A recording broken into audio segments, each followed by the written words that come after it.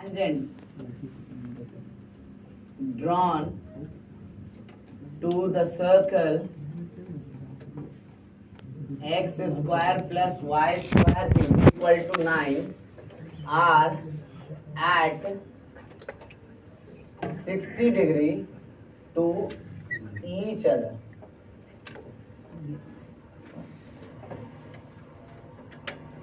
कोई भी एंगल हो सकता है, लेकिन I am starting with 60 degree. हमको वैसे पॉइंट का लोकस चाहिए जहां से जब टैंजेंट्स ड्रॉ करेंगे सर्कल पे तो 100% हमारा जो ये आएगा, मतलब एंगल आएगा टैंजेंट्स के बीच का, वो 60 डिग्री होगा.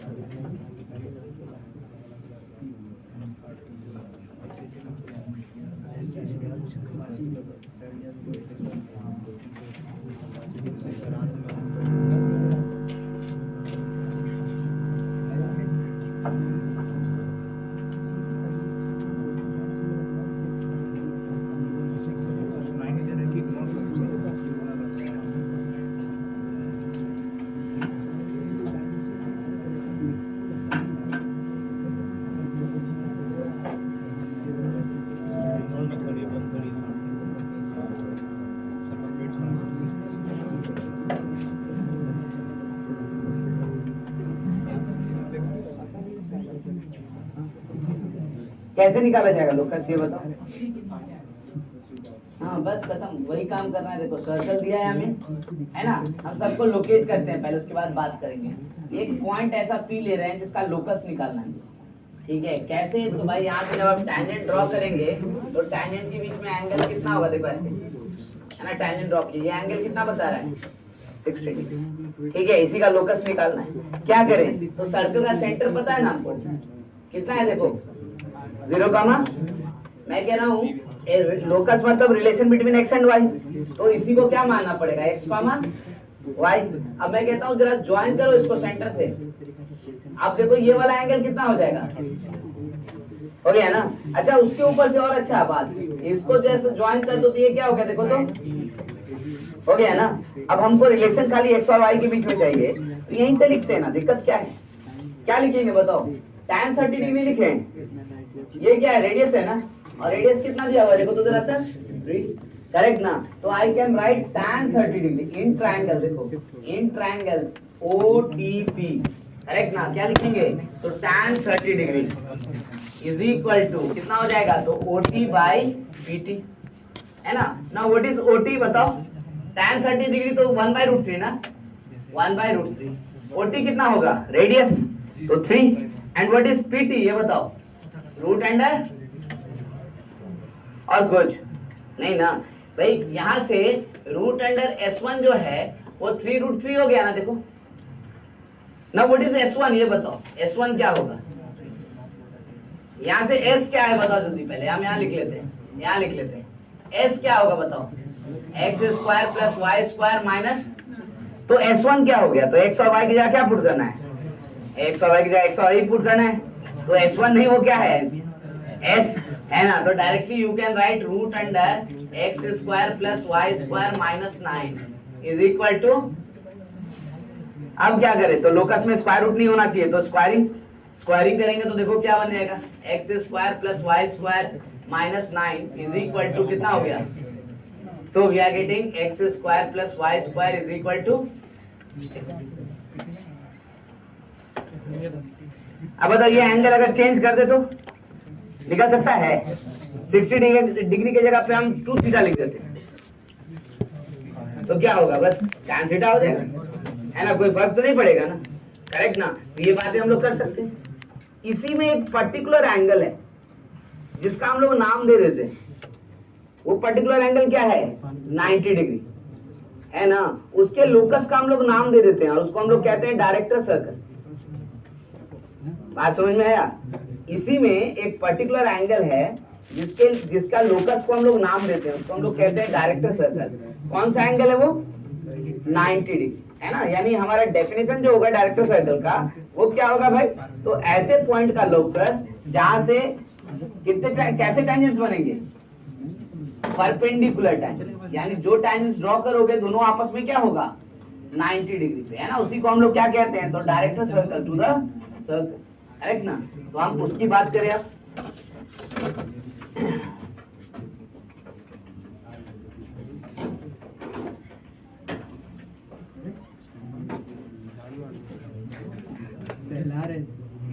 हम लोग लिख रहे हैं director circle.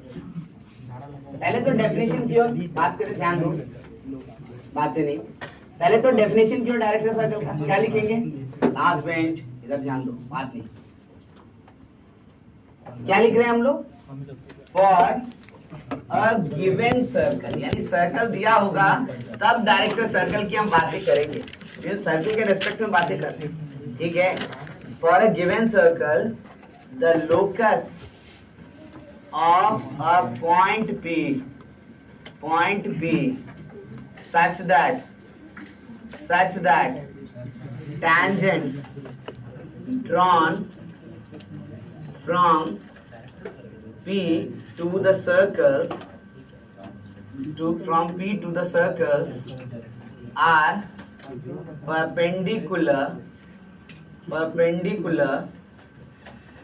to each other, है ना। The locus of a point P such that tangents drawn from P to circle are perpendicular to each other is known as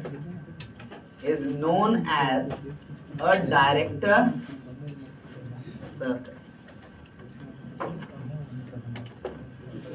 है ना। इस डेफिनेशन को ध्यान रखिएगा, कई बार उल्टा करके भी दे देता है, ठीक है। कई बार लिख देगा डायरेक्टर सर्कल, कई बार बोल देगा एंगल 90 डिग्री है, कई बार कुछ और करके दे देगा, मतलब ये स्टेटमेंट याद रखना जरूरी है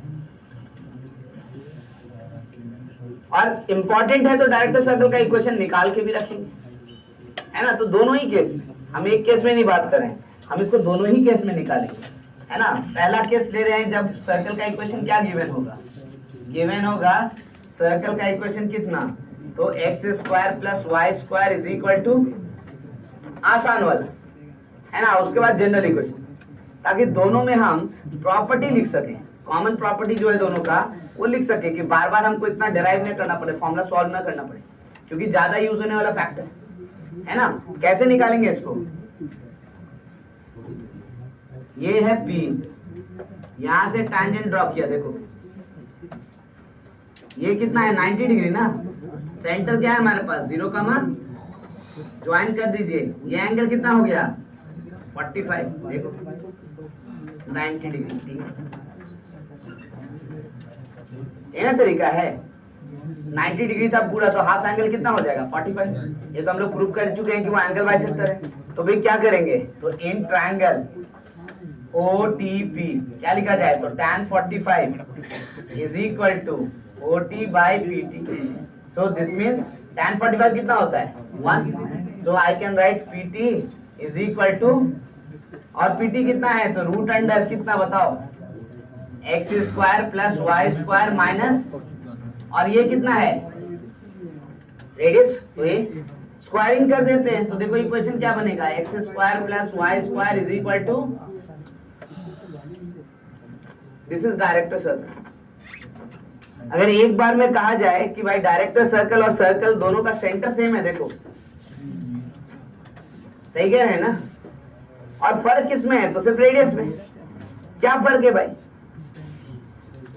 तो जो सर्कल का रेडियस है और जो डायरेक्टर सर्कल का रेडियस में से वेरिएशन क्या है, तो डायरेक्टर सर्कल जो है वो सर्कल के रेडियस का √2 टाइम, कितनी बार है √2 टाइम्स, करेक्ट ना, इससे ज्यादा कुछ भी नहीं। बट ये बोलो तो आपने तो एक पर्टिकुलर 0 0 सेंटर लेके बनाया, अगर सेंटर 0 0 नहीं होगा तो क्या होगा, तो तभी भी बनाते हैं हम लोग, देखो सेम ही बात होगा, कोई डिफरेंस नहीं आएगा।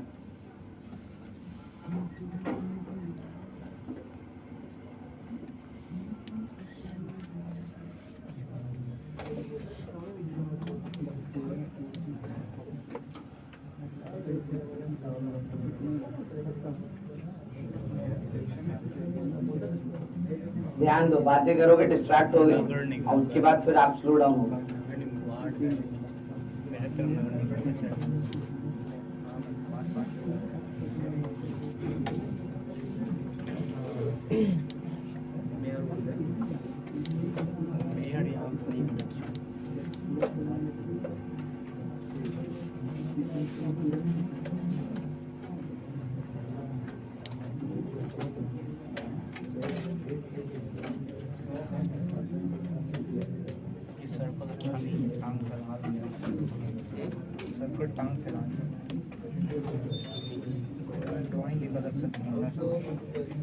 चलिए प्रॉपर्टीज हम लोग नोट करेंगे ताकि क्वेश्चंस करते वक्त हमको बार बार ये सब सॉल्व ना करना पड़े, लेकिन उससे पहले इसको निकाल के एक बार देख लें। सर्कल इस बार ले रहे हैं x square plus y square plus 2gx plus 2fy plus c equal to, ऐसे लिख रहे हैं। Now can you tell me what is this circle is all about? भाई सेंटर पता है, रेडियस पता है। Now what was the centre, बताओ। सेंटर कितना है यहाँ पे? Minus g comma minus, and radius कितना है हमारे पास? Root under g square plus f square minus सी, है ना। अब स्टार्ट कीजिए, देखिए क्या डिफरेंस आता है, मैं वो देखना चाहता हूँ। तो मैं ये कह रहा हूँ कि रूट अंडर, ऐसे सर्कल बना दिया, यहाँ पे P है, ये हमारा टैंजेंट पहला, ये टैंजेंट दूसरा, ये सेंटर है इस बार C minus g comma minus F, और इन दोनों को ज्वाइन करना है।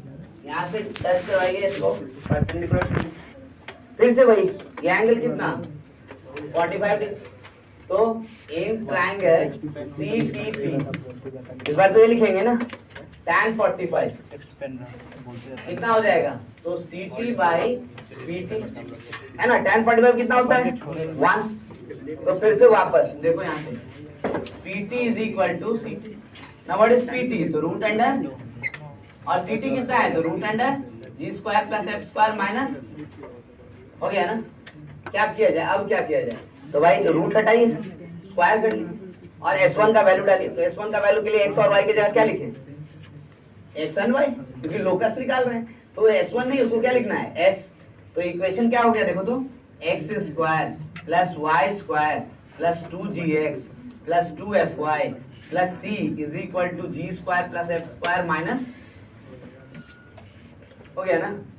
अब बोलो ऐसा तो कुछ नहीं दिख रहा है कि देखो, सेंटर तो दिख रहा है ना भाई, देखो ना जरा सा, सेंटर क्या है इसका? ये भी तो सर्कल है ना, और सेंटर क्या है इसका? Minus g comma minus, radius का खाली फर्क दिख रहा है। वहां रेडियस कितने था?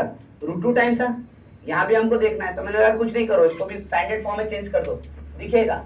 स्टैंडर्ड फॉर्म में कैसे चेंज करेंगे? तो एक्स स्क्वायर प्लस 2gx एक साथ, वाई स्क्वायर प्लस 2f एक साथ, है ना। बाकी c उधर भेज दो, तो g square plus f square minus क्या लिखेंगे? 2c, यही है ना। नाउ टेल मी, इसको होल स्क्वायर बनाना है तो इधर क्या ऐड करें? तो जी स्क्वायर ऐड करेंगे तो यहाँ भी 2g स्क्वायर हो जाएगा ना। यहाँ पे क्या ऐड करें? तो फिर यहाँ भी 2f स्क्वायर हो जाएगा ना। तो 2 2 2 तो तीनों में हो जाएगा, तो 2 क्या कर ले? कॉमन। तो आई कैन राइट एज, देखो यहाँ से, x प्लस जी का whole square plus y plus f का whole square is equal to 2 time g square plus f square minus, देखो तो जो स्टेटमेंट यहाँ कह रहे थे वही स्टेटमेंट यहाँ पे प्रूफ हो रहा है। बताओ सेंटर क्या है दैट पे सर्कल का? माइनस जी का माइनस, यानी सेम सेंटर है जैसा सर्कल का है। रेडियस कितना है? सर्कल का रेडियस कितना है देखो तो, है ना। और इसका रेडियस कितना हुआ? √2 टाइम्स ना, करेक्ट ना। तो दोनों बात तो सेम ही होगी, है ना। तो दो प्रॉपर्टी एकदम कॉमन है, कोई भी सर्कल उठा लो, उसका डायरेक्टर सर्कल का सेंटर सेम रहेगा और रेडियस हमेशा कितनी बार रहेगा? √2 time.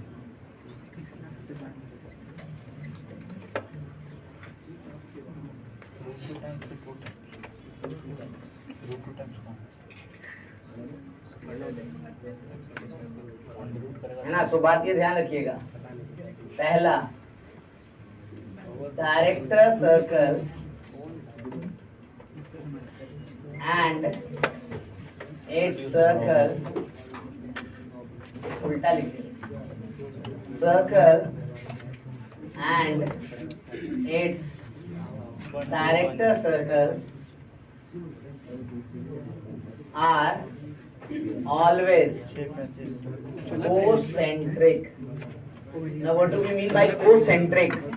Both having the same center. Correct now. And the second property, radius of director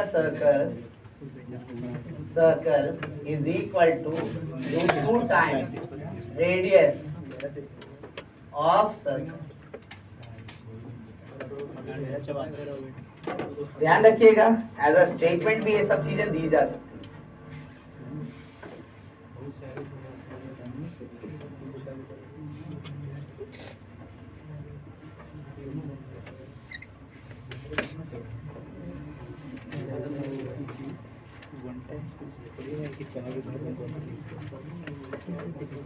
क्या हुआ?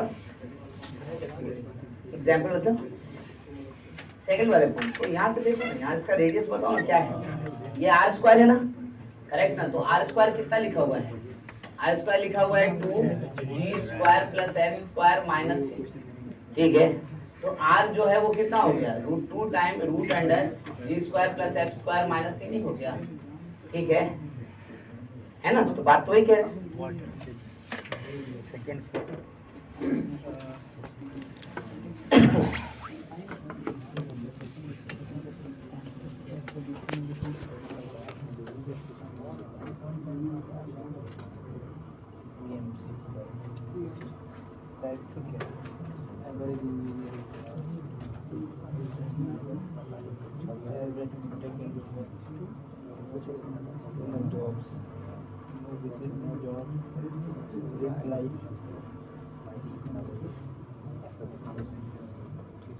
क्वेश्चन में 90 डिग्री भी दे सकता है तो डायरेक्टर सर्कल है, 90 डिग्री नहीं देगा तो भी हम बनाना जानते हैं, कोई बहुत बड़ी बात नहीं है.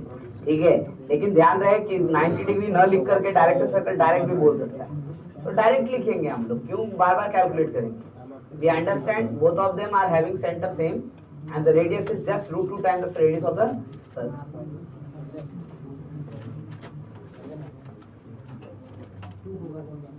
रूट 2 ना, सेकंड लास्ट लाइन यहाँ पे. अच्छा यहाँ पे 2f है. हाँ, ये भी 2f.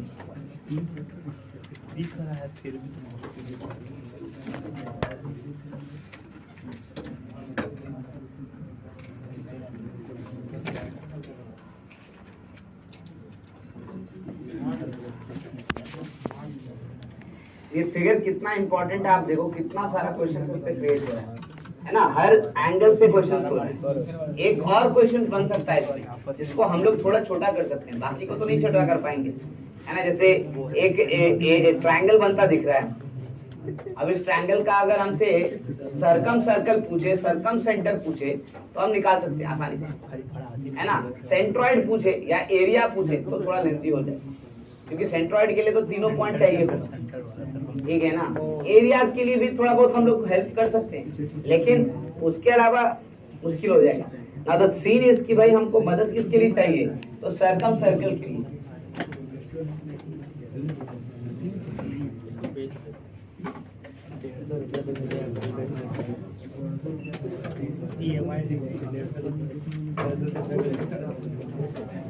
बातें नहीं करो,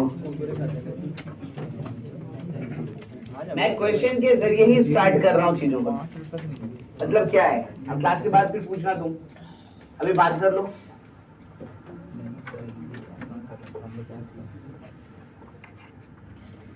मैं क्वेश्चन के जरिए ही इस पार्ट को दे रहा हूँ, क्योंकि ये क्वेश्चन के रूप में ही दिया जा सकता है, लेकिन एकदम जनरल वैल्यू, ताकि वैल्यूज कुछ भी डाले उससे हमें कोई फर्क नहीं पड़ेगा. करेक्ट ना.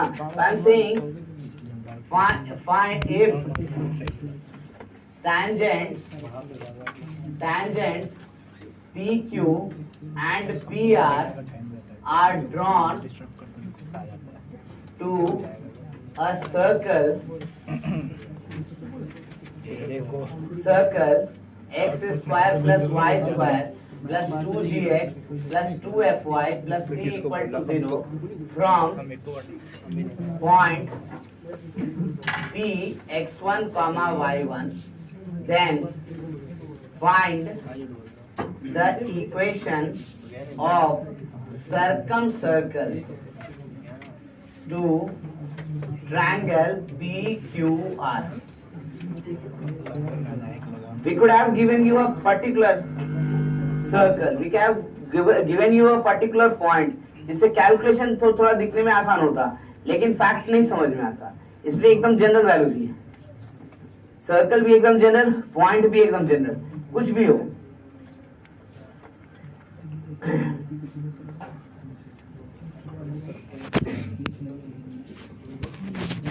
एंड आई होप कि फिगर सबको समझ में आ रहा होगा कि किसकी बात कर रहा है।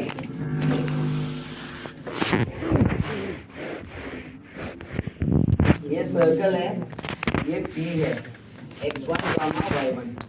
ये कह रहा है एक टेंजेंट बना ऐसा PQ, दूसरा टेंजेंट बना ऐसा PR।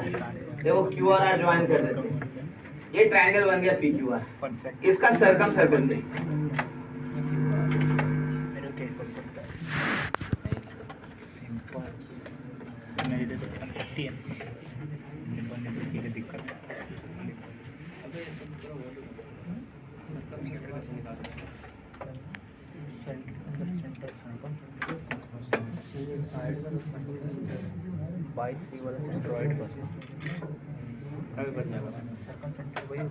बात नहीं करो।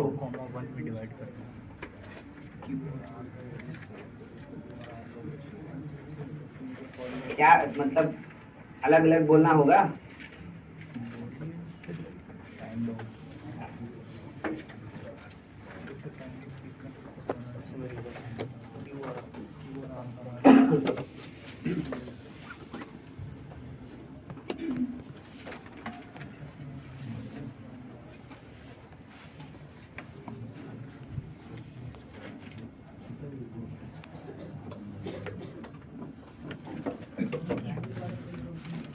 जो इन्फॉर्मेशन था बस इतना ही। जरा सोच के बताओ कैसे निकाल। अरे एक बात तो समझ में आता है कि देखो P पता है, Q और R निकाल सकते हैं। कैसे? तो QR का इक्वेशन निकाल सकते हैं ना। क्या है QR का इक्वेशन? कॉर्ड ऑफ कॉन्टैक्ट है। क्या लिखेंगे? T इक्वल टू, तो QR का इक्वेशन निकालिए, सर्कल का इक्वेशन दिया हुआ है, Q और R निकाल लेते हैं, है ना। और Q और R निकल जाएगा तो PQR मिल गया।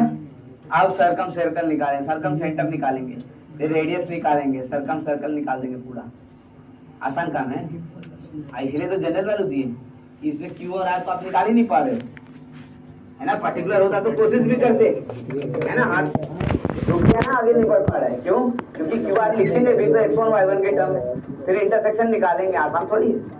मैं वही कहना चाह रहा हूँ, देखो कई बार चीजें होती हैं जो कि देखने में बहुत टफ लगता है, क्वेश्चन बहुत आसान होता है, सिर्फ थोड़ा ज्योमेट्रिकल जो हमारे पास कॉन्फ़िगरेशन है ना, उसको समझने की जरूरत है। मैं कह रहा हूँ जरा ध्यान से देखिए। सेंटर ऑफ द सर्कल तो हमें पता है ना शायद। सेंटर ऑफ द सर्कल कितना है बताओ जरा सा? -3, पक्का है? अच्छा, ये सेंटर ऑफ द सर्कल को अगर R से ज्वाइन कर दे, ठीक है, तो ये वाला एंगल कितना होगा? कोई शक है किसी को इसमें? नहीं। इस सेंटर ऑफ द सर्कल को अगर Q से ज्वाइन कर दे तो ये वाला एंगल भी कितना होगा? श्योर है ना? तो भाई एक स्टेटमेंट तो आपके पास एज अ नोट मैं यहाँ पे लिखवा रहा हूँ, देखो एज अ नोट इस बात को ध्यान में रखिएगा। पहला, कौन कौन सा पॉइंट कौन साइक्लिक है? देखो कौन साइक्लिक मतलब क्या होता है? कौन साइक्लिक मतलब सब एक सर्कल पे हो ना, या फिर बोलो अपोजिट एंगल का सम कितना हो? 180। तो कौन कौन सा पॉइंट यहाँ पे कौन साइक्लिक दिख रहा है? देखो कौन कौन सा दिख रहा है, देखो तो PRC, है ना। ऐसा कैसे भाई? तो देखो ये 90 ये 90 ऐड होके कितना हो गया? 180। तो ये दोनों भी ऐड होके कितना हो जाएगा? तो फिर ये कौन सा क्लिक नहीं हुआ क्या? है ना। तो पहला चीज तो ये दिख रहा है कि हम ये कह सकते हैं कि PRCQR कौन सा साइक्लिक, ठीक है। अब जरा सोच के देखो कौन साइक्लिक कहने का मतलब क्या हुआ, क्योंकि ये नोट करने से हमको फायदा क्या होगा। तो मैंने कहा देखो ना, कौन सा कहने का मतलब हुआ वो सर्कल जो Q से, P से और R से पास करेगा, उसको C से भी पास करना होगा, है कि नहीं? अरे तो यही तो सर्कम सर्कल है, नहीं है? सर्कम सर्कल किसका? ट्रायंगल का कौन है? जो PQR से पास करे। तो PQR से कितना सर्कल पास करेगा? एक ही ना। और वो भी कहां से पास करेगा?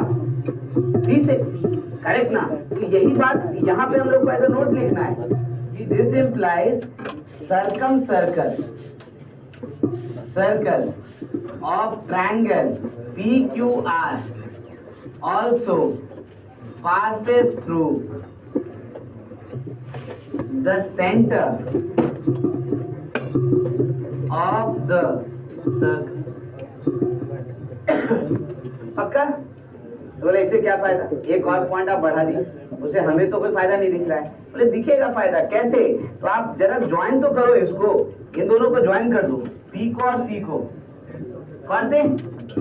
कैसे कैसे? एंड पॉइंट एंड्स ऑफ पक्का है ना? कैसे कैसे बता दो, बता जरा। ये एंगल देखो कितना बना रहा है, ये एंगल कितना बना रहा है देखो, है ना? तो क्या एंड पॉइंट्स ऑफ डायमीटर। अरे एंड पॉइंट ऑफ डायमीटर है, तो आप बताओ सर्कल सर्कल का इक्वेशन कैसे लिखेंगे?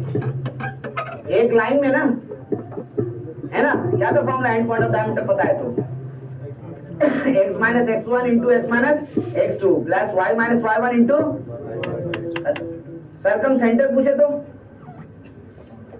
उसका मिड पॉइंट, सर्कम रेडियस पूछे तो समझ में बात है ना? मतलब आप सब कुछ नहीं कर सकता है, करेक्ट ना? अच्छा यहाँ पे मेंशन कर लो second point, BC is a diameter of the circumcircle of triangle PQR। ये दो इंफॉर्मेशन आपके पास होना चाहिए, तो ये क्वेश्चन कुछ भी नहीं। अगर ये दो इंफॉर्मेशन मिसिंग है तब तो ये क्वेश्चन हेडेक है।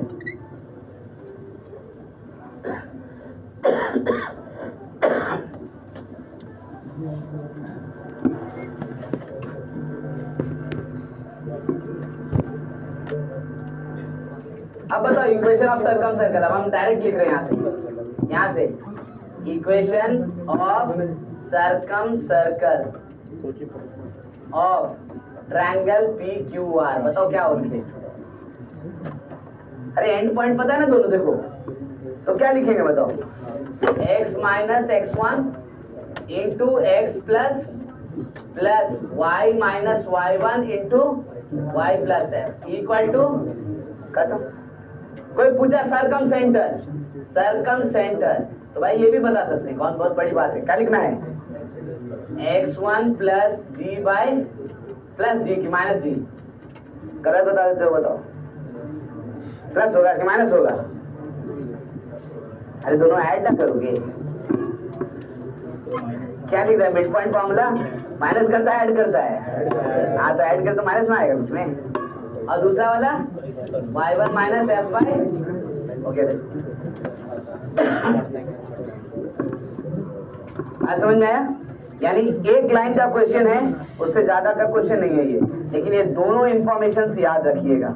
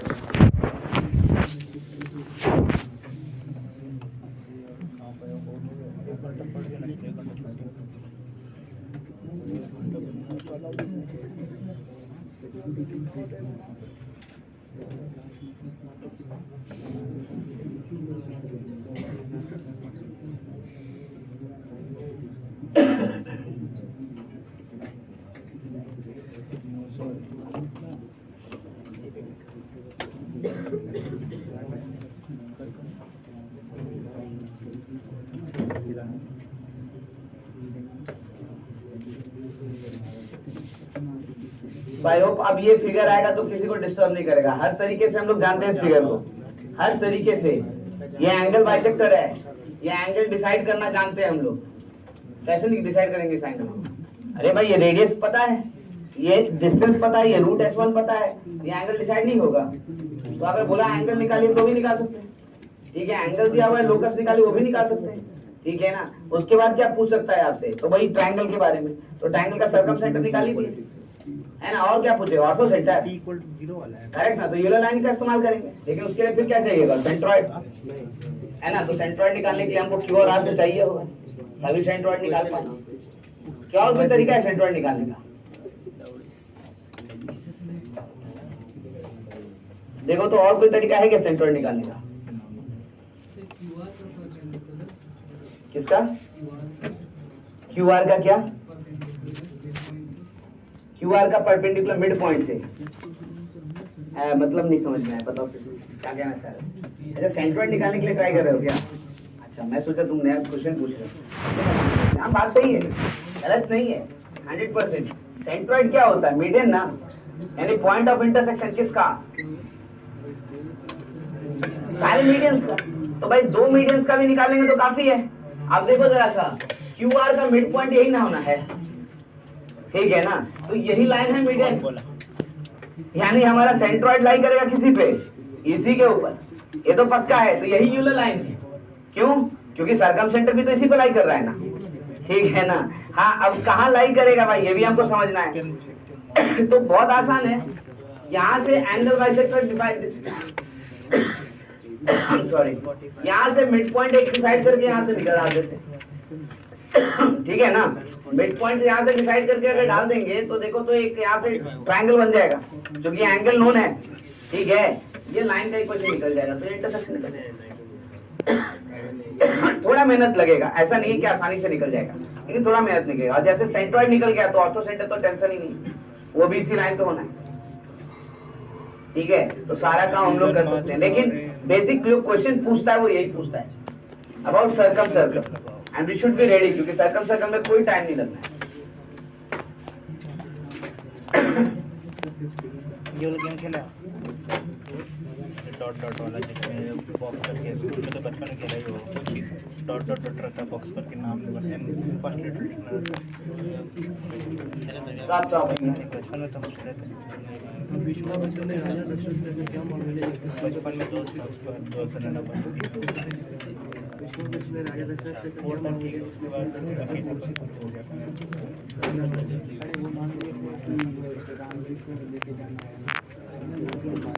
तो टैंजेंट के रेस्पेक्ट में ध्यान दो, टैंजेंट के रेस्पेक्ट में हम लोग सारी बातें कर ली।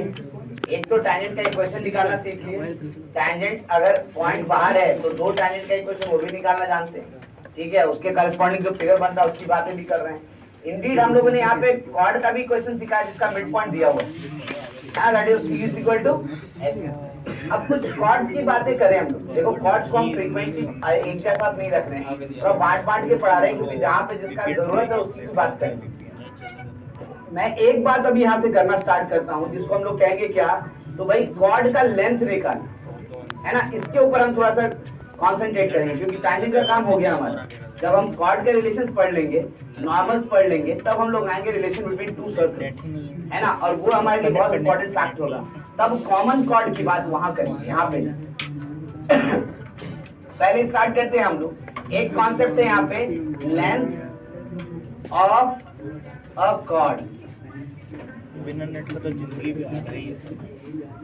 अब ऐसा है कि सर्कल के अंदर लेंथ ऑफ अ कॉर्ड बहुत डिफिकल्ट वर्क नहीं है, क्योंकि सर्कल की अपनी प्रॉपर्टी है, जिसके जरिए लेंथ ऑफ कॉर्ड तो बहुत आसानी से निकल जाता है, ठीक है? फिर भी हम लोग डिस्कस कर रहे हैं। रीजन ये है क्योंकि ये फिगर आप पहचानते हैं, हम इसके अंदर वो फॉर्मूला निकालने जा रहे हैं जिसको हम लोग अप्लाई कर सकते हैं किसी भी कर्व में, पूरे कोऑर्डिनेट ज्योमेट्री पे, चाहे पैराबोला हो, इलिप्स हो, हाइपरबोला, सब पे, ठीक है ना? तो भाई उसको यही डिराइव करते हैं, खाली उस फिगर में अप्लाई करेंगे और कुछ भी करेंगे, ठीक है ना? तो ध्यान दीजिएगा, लेंथ ऑफ कॉर्ड की बात कर रहे हैं। गिवन क्या होगा? पहला, तो प्लीज कॉन्सेंट्रेट, बातें नहीं करो। पहला सर्कल और दूसरा कॉर्ड। कॉर्ड का equation y is equal to mx plus c लिख लेते हैं। सर्कल का इक्वेशन आपकी मर्जी, जो लिखना चाहते हो लिखो, क्योंकि हमको वो बिल्कुल डिस्टर्ब नहीं करने वाला है ना? चलो हम एक जनरल सर्कल लिख लेते हैं ऐसे, x square plus y square is equal to a square, चलेगा? ठीक है ना? Method one particularly for circle only, ठीक है ना? इस कारण से सर्कल में लेंथ ऑफ कॉर्ड जल्दी डिस्कस करने का कोई सेंस ही नहीं उठता है, लेकिन अगला फिगर तो बिल्कुल नया होगा, सीखना मुश्किल हो जाएगा। तो भाई इसी कर्व पे सीखना ज्यादा अच्छा और आसान है, तो भाई उसी की बात हम करेंगे। तो भाई पहले सर्कल पे प्रॉपर्टी क्या कहता है ध्यान दो, है ना। प्रॉपर्टी ये कहता है कि अगर ये हमारा कॉर्ड है जिसका इक्वेशन क्या दिया हुआ है, तो y is equal to mx plus सी। ये सेंटर है जिसका कोऑर्डिनेट कितना है 0,0, ये a है ये b है, ये लेंथ है, यहां से डाले परपेंडिकुलर, इसको हम लोग क्या कह लें, इसको p कह लें। पहला मेथड जो कि प्रॉपर्टी बेस पे हम लोग चल रहे हैं, खाली सर्कल के लिए, क्योंकि प्रॉपर्टी सर्कल के लिए ही है। हमें पता है कि कॉर्ड से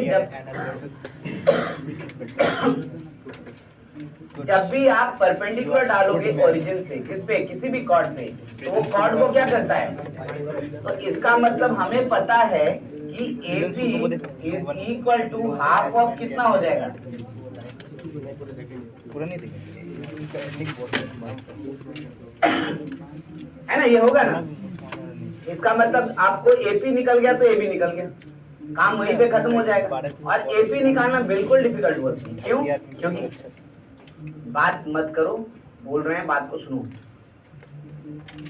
AP निकालना बिल्कुल डिफिकल्ट वर्क नहीं, क्यों भाई, तो देखो ना, ये राइट एंगल ट्रायंगल बन रहा है ना, राइट एंगल ट्रायंगल के अंदर ये OA जो है वो रेडियस है, और OP आप निकाल सकते हो परपेंडिकुलर इसके ऊपर।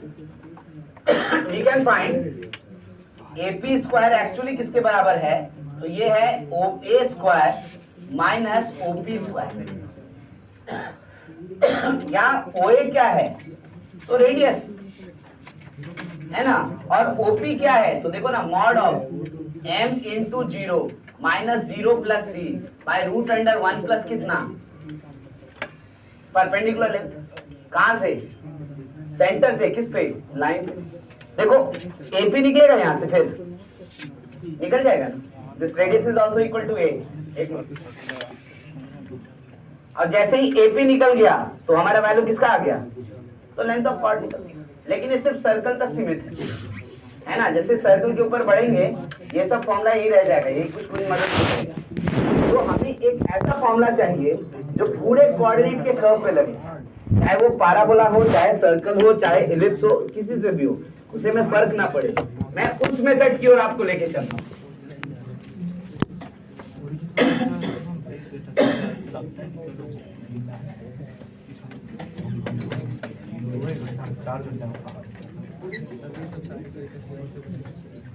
Method 2 general.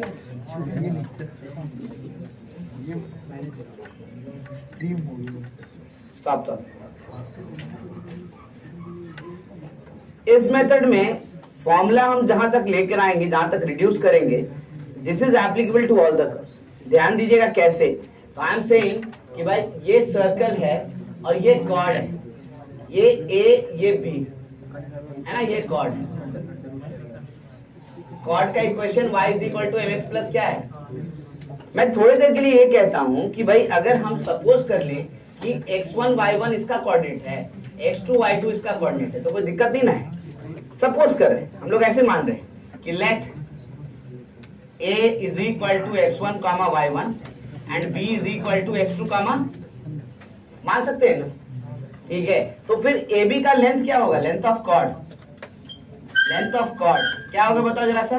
AB this is nothing but root under x1 minus x2 का प्लस y1 माइनस y2 का, ऐसे ही कुछ हो, ठीक है।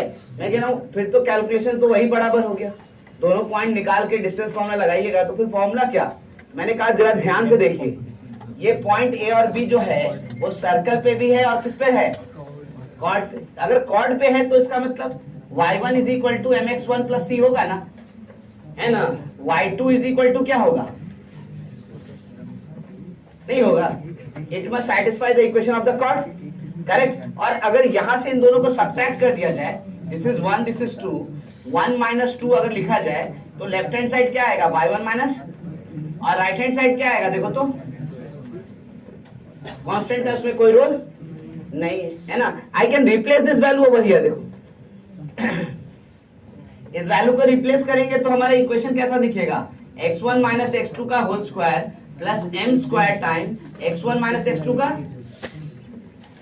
इन दोनों जगह से क्या कॉमन मिलेगा, है ना। तो फिर x1 माइनस x2 का हमारा फॉर्मूला कैसा बना, देखो लेंथ ऑफ कॉर्ड, हमारे पास फॉर्मूला आ गया, x1 माइनस x2 कॉमन ले रहे हैं, तो x1 माइनस x2 का मॉड रूट अंडर 1 प्लस क्या आ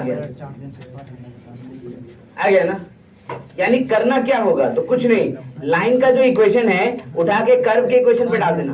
देखो हमने कर्व का इक्वेशन यूज भी नहीं किया, सर्कल का किया है क्या, नहीं किया है, तो भाई डाल दीजिएगा, वहां डालते ही वो क्वाड्रेटिक बन जाएगा, किसमें, x में, तो क्वाड्रेटिक बनेगा तो कितना रूट, तो वो रूट तो निकाल सकते हैं ना, दोनों रूट का difference into root under 1 plus m square, m दिया हुआ देखो। बोलो अगर रूट निकालना डिफिकल्ट हुआ तो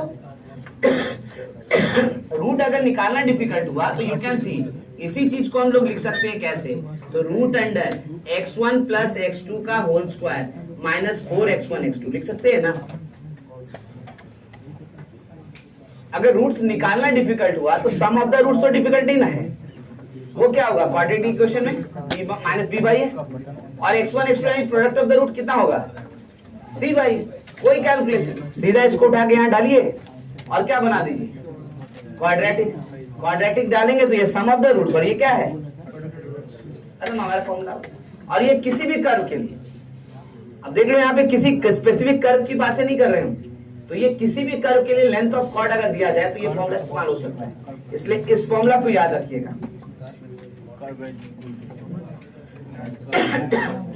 y के टर्म में भी लाया जा सकता है, लेकिन वो भी फायदा क्या है, हम लोग यूजुअली x में बात करें ज्यादा अच्छा है, m कम से कम न्यूमरेटर में रहेगा, डिनोमिनेटर में नहीं जाएगा।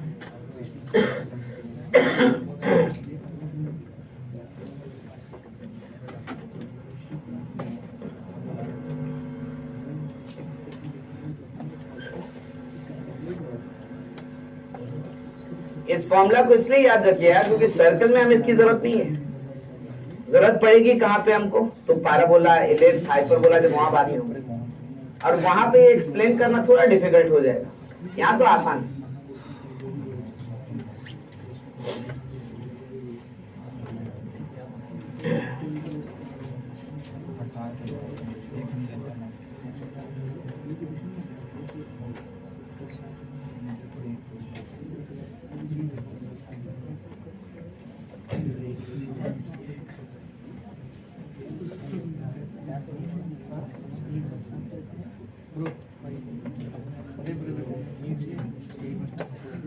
Find the length of chord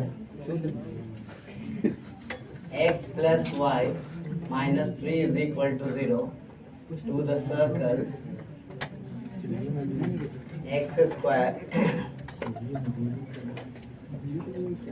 plus y square plus, ध्यान दो बातें नहीं करो,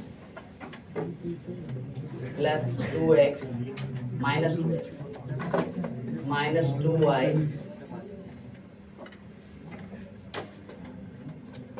plus 1 equal to minus 2 equal to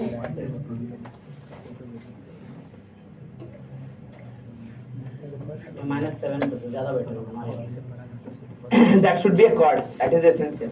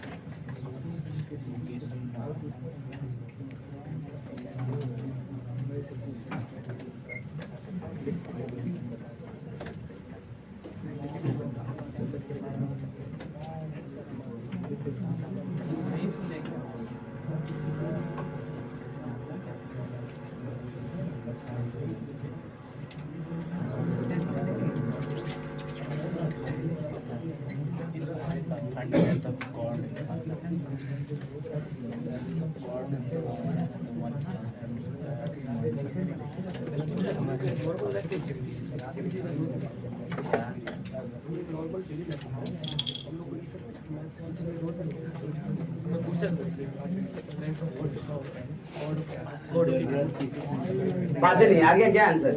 कितने लोगों का आंसर आया? तो बात हो रहा है क्यों भाई?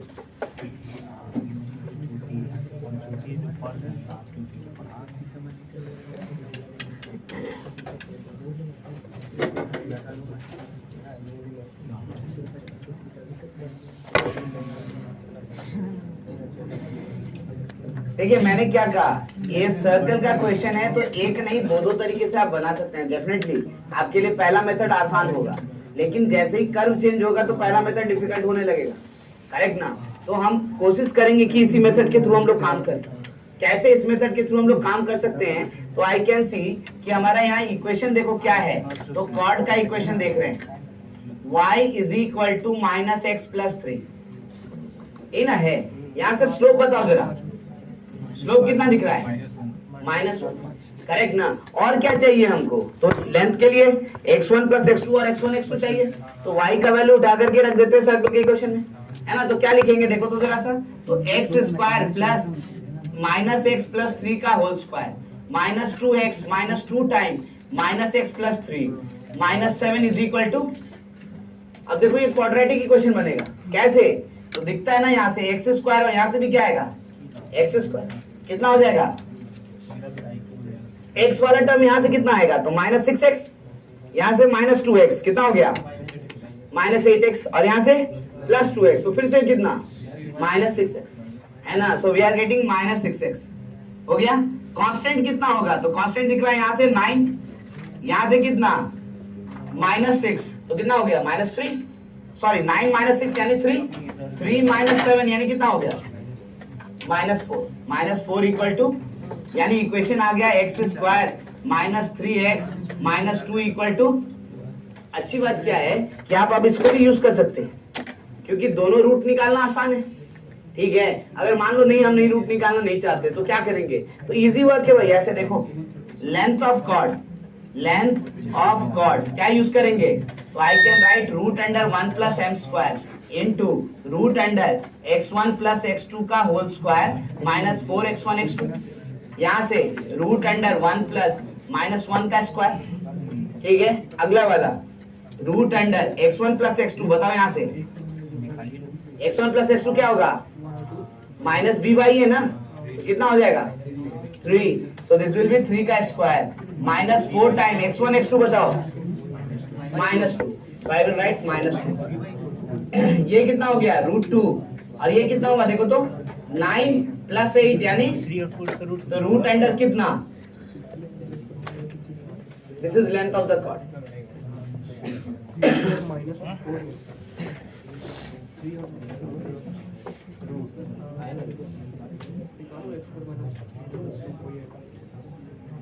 सर्कल में ये मेथड भी अपना सकते हैं, लेकिन ध्यान रहे ये मेथड इसलिए आपको बता रहे हैं क्योंकि हमें कोऑर्डिनेट यही खत्म नहीं करना है ना, इसके आगे कई कर्व्स बनाने। वहां अगर लेंथ ऑफ कॉर्ड आया तो क्या करेंगे? तो ये फॉर्मूला हमारे लिए एक्सक्लूसिव पूरे कोऑर्डिनेट के लिए, कोई दिक्कत ही नहीं, क्योंकि पूरा कोऑर्डिनेट ज्योमेट्री जो है सेकंड डिग्री कर्व है, इससे ऊपर जाना ही नहीं। तो जब भी आएगा क्वाड्रेटिक आएगा तो ऐसे ही कर्व बनेगा।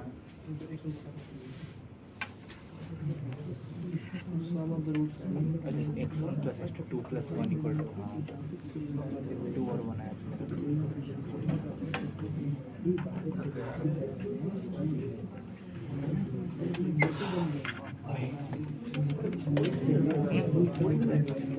बहुत ज्यादा पिछले 2 घंटे से रो रहे, 2 घंटा नहीं, जब से मेथड 2 भी हम अपना लेते हैं, आपको देख लीजिए, आंसर विल नॉट चेंज, है ना। मैंने यहाँ पे बोली थी मेथड 2 ये बात करने का आवाज बंद होगा क्या? बोलना है तो बोलो, मैं बैठ जाता हूँ, आप बोल दो पहले।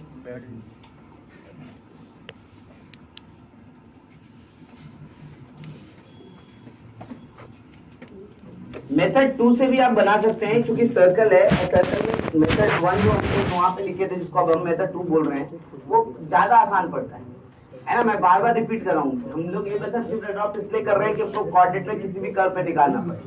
इस मेथड में क्या करेंगे, तो सर्कल का इक्वेशन है x² + y² - 2x - 2y - 7 = 0।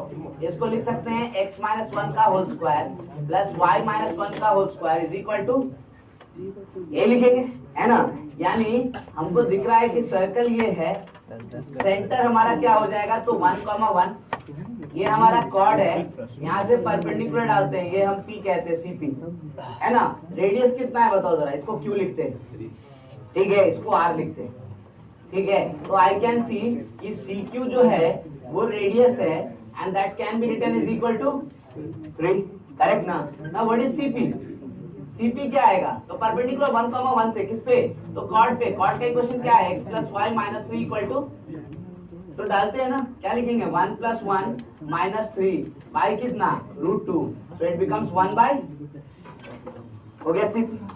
तो QP का स्क्वायर क्या हो जाएगा, I want to know this thing. तो डेफिनेटली CQ² - CP², ये कितना हो गया, तो 9 - 1/, अब देखो ये कितना है, ये कितना हुआ, 17/, ठीक है ना। ये किसका वैल्यू है, QP² का। तो इसका मतलब UP का वैल्यू कितना हो गया, ये बताओ जरा सा। तो आई कैन सी, इसको लिखा जा सकता है, कितना लिखेंगे, √17/√2, या फिर इसको ऐसे लिखो, तो I can write this value to be कितना, तो √34/2, है ना। सो इसका मतलब ट्वाइस ऑफ QP जो कि QR के बराबर है, दैट इज √अंडर कितना आ रहा है, तो what is length of chord, √root under, वो भी वहां भी है ना। So either way you can do this work, यहाँ कोई दिक्कत नहीं है, लेकिन ये मेथड सिर्फ इसलिए डिस्कस कर रहे हैं, मैं फिर रिपीट कर रहा हूँ कि बाकी कर्व पे भी इसको यूज कर रहे हैं। दूसरा वाला मेथड जो हम लोग अभी सॉल्व किए, इसको सर्कल पे ही रिस्ट्रिक्ट कर सकते हैं, आगे नहीं चल सकते। सो फॉर सर्कल ओनली, देखो लिखा है,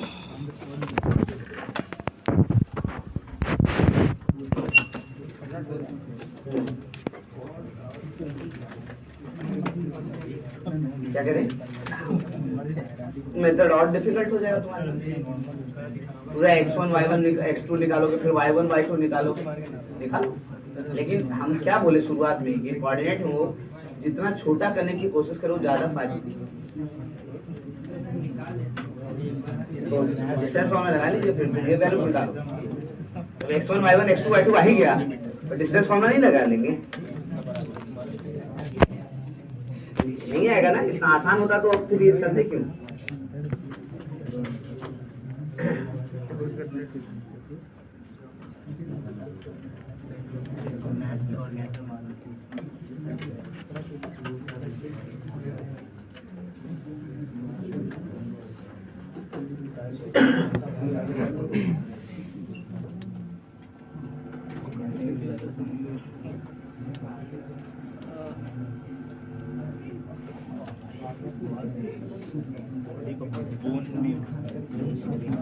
ठीक है, तो कॉर्ड के इक्वेशंस के का कोई सेंस तो निकलता नहीं, कॉर्ड का लेंथ का सेंस निकलता है जो हम लोगों ने बताया। और एक चीज और है डिस्कशन के लिए, कॉर्ड के सेंस में, ये जो दूसरा वाला फिगर बना रहे थे उसके सेंस में, दैट इज नॉर्मल। नॉर्मल्स होता क्या है, और सर्कल में इसका इक्वेशंस निकालेंगे कैसे। एक लाइन का डेफिनेशन लिखेंगे और उसके बाद कुछ नहीं निकालेंगे, वो सबसे इंपॉर्टेंट। नॉर्मल कहते किसको है, देखो ये सर्कल है, ये टैंजेंट है ना, ये पॉइंट P पे टैंजेंट है ना, इसी टैंजेंट का जो परपेंडिकुलर होगा ना P पे, ठीक है, इसी लाइन को हम लोग क्या बोलते हैं, तो नॉर्मल। और नॉर्मल एट क्या बोल रहे हैं, करेक्ट ना। So what is actually normal is, तो it is a line which is perpendicular to tangent at the point of contact. मेरी बात समझ में आ रहा है भाई, जिस पॉइंट ऑफ कॉन्टैक्ट पे आप टैंजेंट ड्रॉ कर रहे थे, उसके परपेंडिकुलर लाइन ड्रॉ कर रहे हैं, उसी को हम लोग क्या बोल रहे हैं, नॉर्मल। आप बोलो तो निकालना आसान है, क्योंकि टैंजेंट तो निकाल सकते हैं, और किस पॉइंट पे निकालना है वो तो बताना ही पड़ेगा ना नॉर्मल का। हमने बोला उससे भी आसान है, क्योंकि हमें पता है कि every normal of a circle will always pass through the centre of the. अब जरा सोचो, लिखवाएंगे पहले बात समझ लें। अब जरा सोचो, अगर नॉर्मल का इक्वेशन पूछना है किसी को तो कैसे पूछेगा, नॉर्मल रिलेटेड है सर्कल से, तो सर्कल का इक्वेशन तो देना ही देना है। अब सर्कल का इक्वेशन देगा तो सेंटर तो पता है ना हमको, ठीक है, और किस पॉइंट पे नॉर्मल, यहाँ पे, यहाँ पे, यहाँ पे, इनफाइनाइट है ना भाई, तो बताइए ना किस पॉइंट पे नॉर्मल चाहिए, बताएंगे कि नहीं बताएंगे, करेक्ट ना। तो भाई अगर हम बता दिए कि P पे नॉर्मल चाहिए, तो ये पॉइंट भी दिया हुआ है। अब बताओ, 2 पॉइंट दिया हुआ है तो 2 पॉइंट फॉर्म नहीं लिखना जानते हैं हम, तो नॉर्मल का इक्वेशन याद क्यों करेंगे, जरूरत है, वी कैन फाइंड। बोलो, कोई बोलेगा कि नहीं, मान लीजिए पॉइंट नहीं बता के स्लोप बताया नॉर्मल का, तो क्या कीजिएगा, अरे अच्छी बात है, स्लोप बता ही देगा, और पास कहां से कर रहा है, कौन सा फॉर्म यूज करेंगे इस बार, स्लोप पॉइंट फॉर्म, ठीक है। तो नॉर्मल का इक्वेशन लिखा जाए, याद किया जाए क्या, ना, सिर्फ डेफिनेशन और एक नोट। वो नोट क्या, every normal to a circle will passes through, खत्म, बस इसके बाद कुछ नहीं लिख रहे हम, ठीक है ना, ध्यान से, ठीक है। तो पहला तो what is normal, definition normal का बता रहे हैं हम लोग, क्या लिखेंगे, normal at P to a circle is line perpendicular to tangent at P to the circle. Normal क्या है भाई, तो नॉर्मल लाइन है जो कि परपेंडिकुलर है किसके, टैंजेंट पे, किस पॉइंट पे, P पे, जहां पे नॉर्मल निकाल रहे हैं, करेक्ट ना। P को ऑफन हम लोग कहते हैं फुट ऑफ द नॉर्मल, है ना, ध्यान रखोगे। ये हमारा पॉइंट ऑफ कांटेक्ट है, पॉइंट ऑफ कांटेक्ट है, किस, ये लैंग्वेज किसके लिए यूज करते हैं, तो टैंजेंट के लिए, और जब नॉर्मल के लिए यूज करेंगे तो क्या बोलेंगे इसको हम लोग, फुट ऑफ द नॉर्मल, ठीक है। तो टैंजेंट के लिए अगर इस लैंग्वेज को यूज करता है तो बोलता है पॉइंट ऑफ कांटेक्ट, और उसी पॉइंट को नॉर्मल के लिए यूज करेगा तो क्या बोलेगा, फुट ऑफ द नॉर्मल, है ना, ध्यान रखोगे, foot of the normal, same point, और इसको ही क्या बोल रहे हैं, point of contact. Point of contact कब बोल रहे हैं, जब टैंजेंट की बात कर रहे हैं, जब नॉर्मल की बात करें तो foot of the normal. Note क्या लिखे भाई यहाँ पे, ताकि नॉर्मल खत्म हो जाए हमारा, every normal to a circle will always passes through its center, ठीक है भाई। कोई भी नॉर्मल उठा लो सर्कल का, वो हमेशा उसके सेंटर से पास करेगा, ठीक है। तो भाई हमको क्यों नॉर्मल का इक्वेशन निकालना है, तो इसके अलावा तो एक बात बताएगा ही, या तो पॉइंट बताएगा और या तो स्लोप बताएगा, दोनों के लिए हम रेडी। पॉइंट बताया तो 2 पॉइंट फॉर्म, स्लोप बताया तो स्लोप पॉइंट फॉर्म। इसीलिए इसमें इक्वेशन हम लिख ही नहीं रहे, जिक्र ही नहीं कर रहे, ताकि किसी को कोई टेंशन ही ना हो, नहीं तो लिख देंगे तो फिर वो भी याद करने की कोशिश करें लोगों की, इसको भी याद कर लिया जाए, है ना, जिसका रिक्वायरमेंट नहीं है, बिल्कुल नहीं।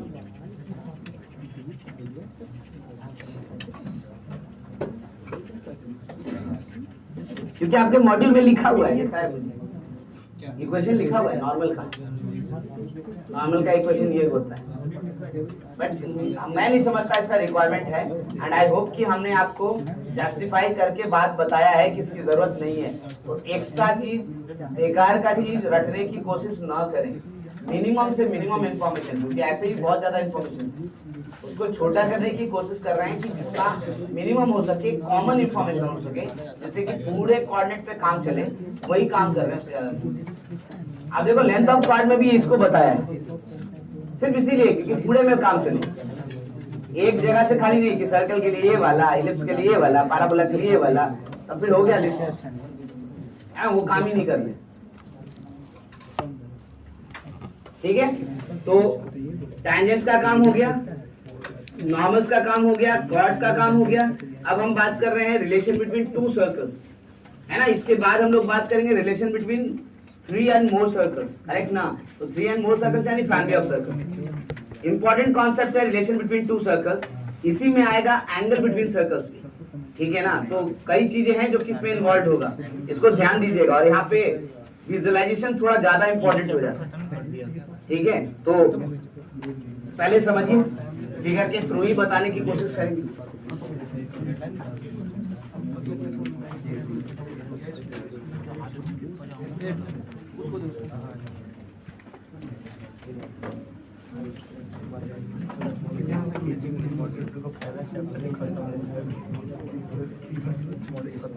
अच्छा बताइए, अगर किसी को बाहर जाना है तो भेज दें, है ना, ताकि सबका कंसंट्रेशन यही रहे, है ना। है क्या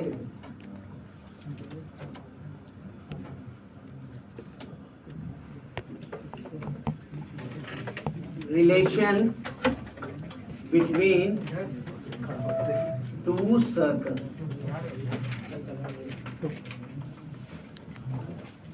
सबसे पहले तो गिवन इंफॉर्मेशंस की बात करें, भाई हमारे पास इंफॉर्मेशन क्या दिया होगा और हम उसको कैसे यूज करेंगे। तो हमने बोला भाई सर्कल का इक्वेशन दिया होगा, 2 सर्कल, तो 2 सर्कल का इक्वेशन दिया होगा तो उससे क्या निकाल सकते हैं, सेंटर और क्या, रेडियस। तो हम उसी हिसाब से लिखते हैं।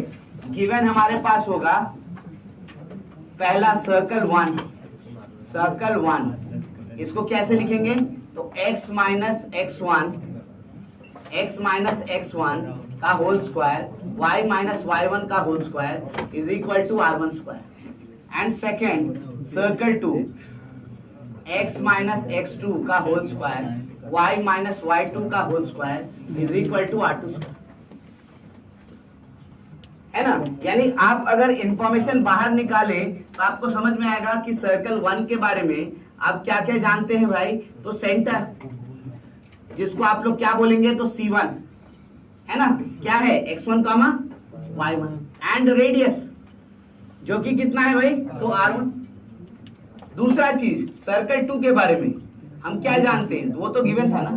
तो सेंटर कितना लिख रहे हैं, C2, x2 comma and radius कितना भाई, तो r2।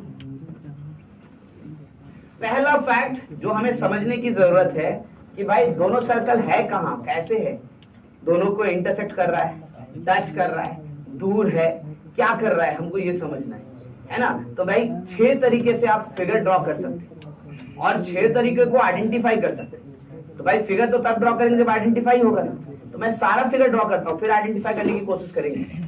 मैंने कहा देखो पहला केस ये हो सकता है कि एक सर्कल यहाँ है और एक सर्कल यहाँ हो, ठीक है, ये पहला केस, ठीक है। दूसरा केस क्या हो सकता है भाई, तो दूसरा केस ये हो सकता है कि एक सर्कल यहाँ हो और एक सर्कल यहाँ हो। देखो क्या कर रहा है, दोनों एक दूसरे को टच, और वो भी कैसे, तो एक्सटर्नली, दोनों सर्कल बाहर है, करेक्ट ना। ये सेकेंड इंफॉर्मेशन, ठीक है। थर्ड वन,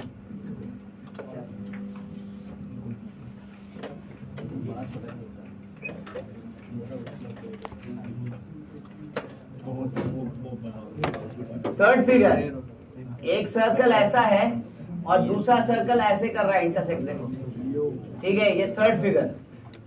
फोर्थ फिगर देखो, फोर्थ फिगर, एक सर्कल ऐसा है, दूसरा फिगर सर्कल जो है वो ऐसे टच कर रहा है, देखो, है ना, इंटरनली टच कर रहा है, ये फोर्थ, ठीक है। मैं 6 फिगर बनाता हूँ और उसके बाद फिर हम लोग जज करेंगे कि सिर्फ इक्वेशन के बेसिस पे हम कैसे आइडेंटिफाई करें कि कौन सा फिगर है, क्योंकि बिना ये आइडेंटिफाई किए तो आगे कोई बात हम कर ही नहीं सकते, ठीक है। नेक्स्ट वन, यहाँ बात करते, देखो फिफ्थ वाला, मैं कह रहा हूं एक सर्कल ऐसा है और एक सर्कल ऐसा है, ये फिफ्थ, ठीक है। एंड द लास्ट वन,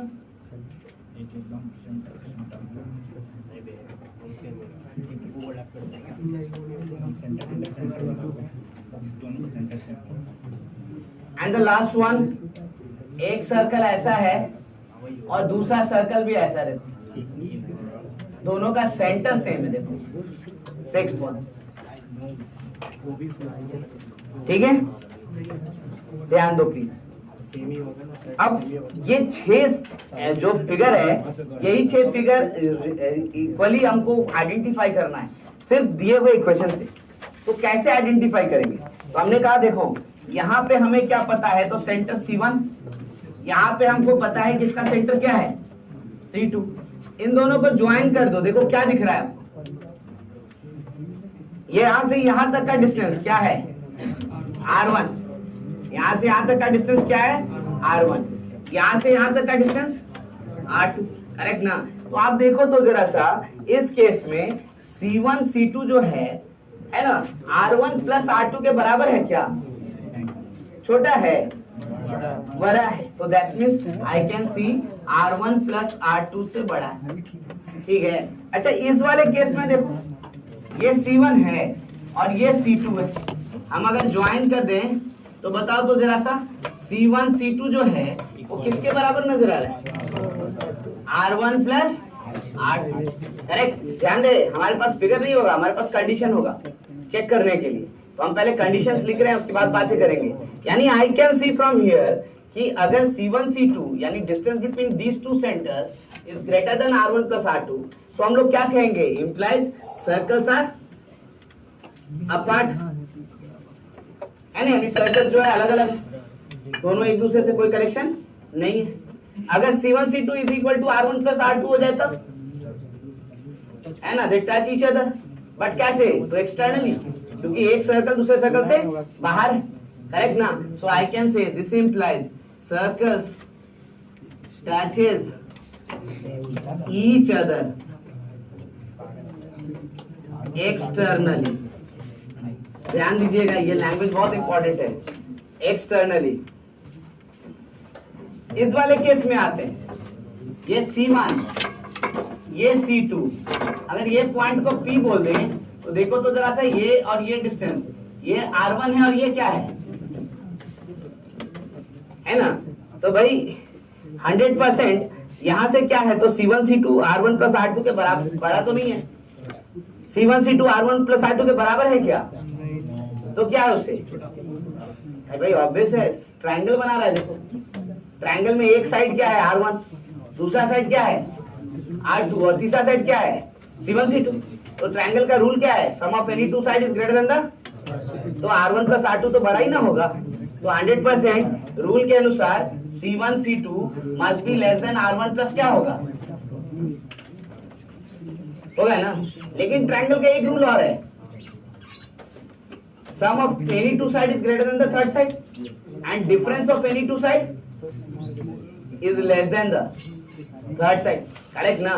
सो 100% ये जो वैल्यू होगा उसको R1 माइनस R2 से बड़ा होना पड़ेगा तब ना ट्रायंगल बन रहा है, ठीक है, नहीं तो ट्रायंगल बनने का कोई चांसेस नहीं है, करेक्ट ना। और ये जब कंडीशन हो रहा है तो हम लोग ये कह सकते हैं circles intersect each other at two distinct points.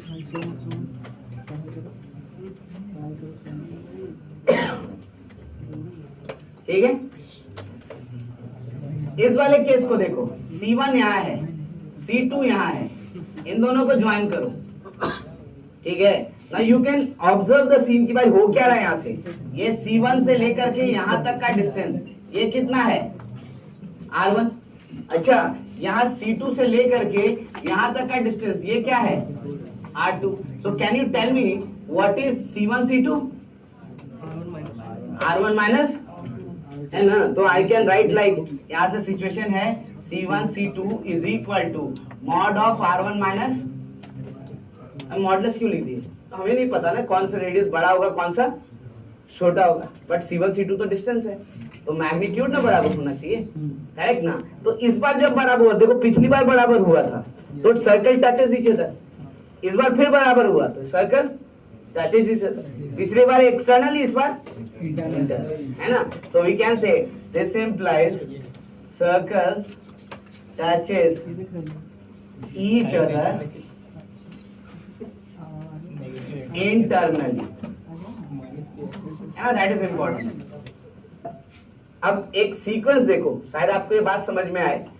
यहाँ C1 C2 R1 plus R2 से बड़ा था, यहाँ बराबर हुआ, फिर R1 प्लस R2 से छोटा हो गया, लेकिन R1 माइनस R2 से बड़ा है, फिर अगला वाला में क्या हुआ देखो, R1 माइनस R2 के बराबर हो गया, फिर और क्या होगा, फिर R1 माइनस R2 से भी छोटा, करेक्ट ना। वो कहाँ दिख रहा है, तो यहाँ देखो ना, ये C1 है, ये C2 है। अब देखो यहाँ पे C1 C2 जो है वो less than R1 minus R2 हो गया, करेक्ट ना। You can prove this thing. देखो यहाँ से यहाँ तक क्या है, तो R1, और यहाँ से यहाँ तक का ही डिस्टेंस क्या है, R2। बताओ R1 माइनस R2 करोगे तो ये स्पेस रह गया ना, करेक्ट ना। तो ऑलवेज लेस है, बड़ा या इक्वल नहीं है।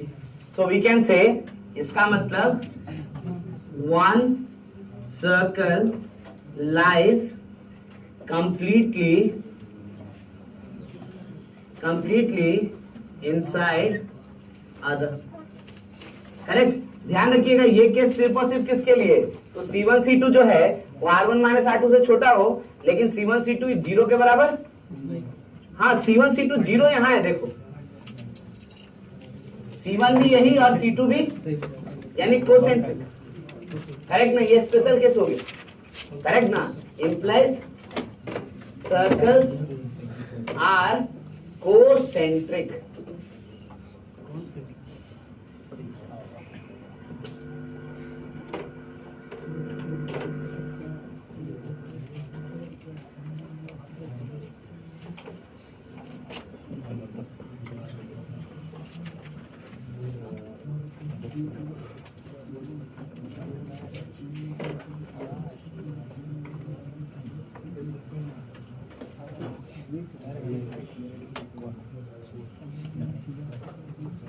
ध्यान रखिएगा हर एक फिगर इंपॉर्टेंट है। मैं दोबारा ये फिगर बनाऊंगा क्योंकि क्वेश्चंस पूछने का तरीका बड़ा डिफरेंट रहता है। एक तो इस तरीके से पूछ सकता है कि सर्कल है किधर, कहाँ पे। दूसरा, अब इनके बीच में कॉमन टैंजेंट डिसाइड करेंगे और वो भी यही फिगर डिसाइड करेगा, बताएगा।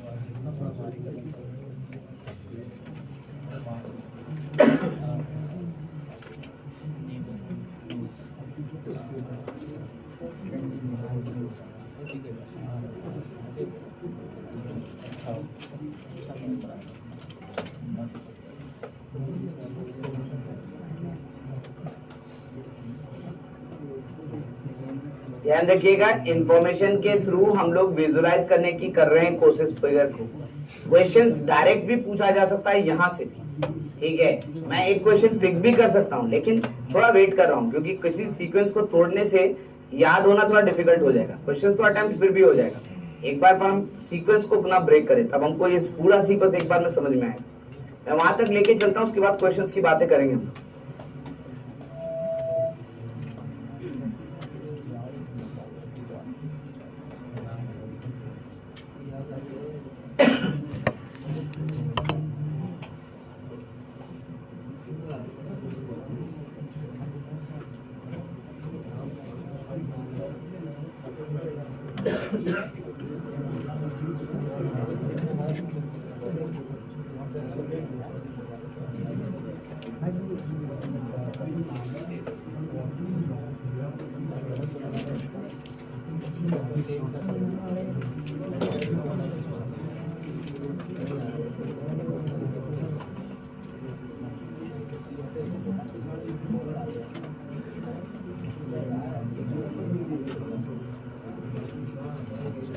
वैसे आपको एक बात क्लियर कर दें,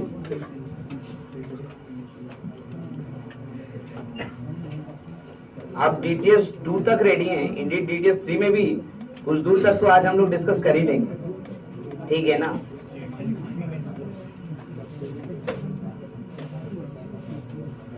ठीक है, ओके।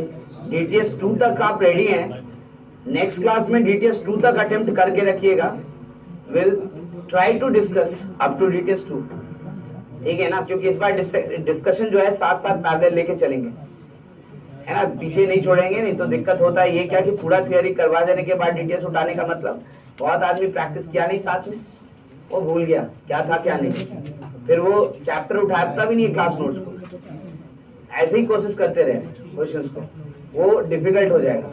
तो साथ साथ हम लोग लेके चलेंगे। DTS 2 तक आप रेडी हैं, नेक्स्ट क्लास में DTS 2 तक आप रेडी रखने की कोशिश करेंगे, है ना, ताकि हम लोग उसको डिस्कस कर सकें।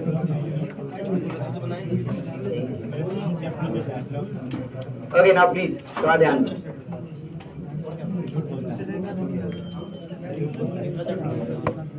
कॉमन टैंजेंट,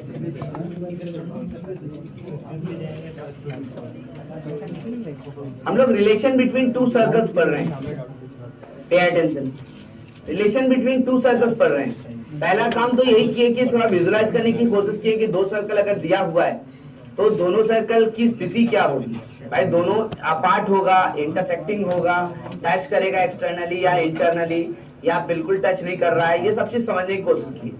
अब हम कॉमन टैंजेंट्स की बात कर रहे हैं। कॉमन टैंजेंट्स मतलब बिल्कुल मैं ऐसा नहीं कह रहा कि पॉइंट ऑफ इंटरसेक्शन पे टैंजेंट निकालो।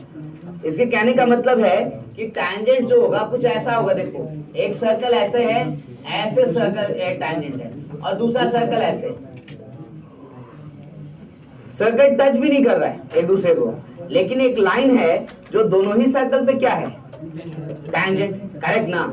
इस लाइन को हम लोग क्या बोल रहे हैं, तो कॉमन टैंजेंट,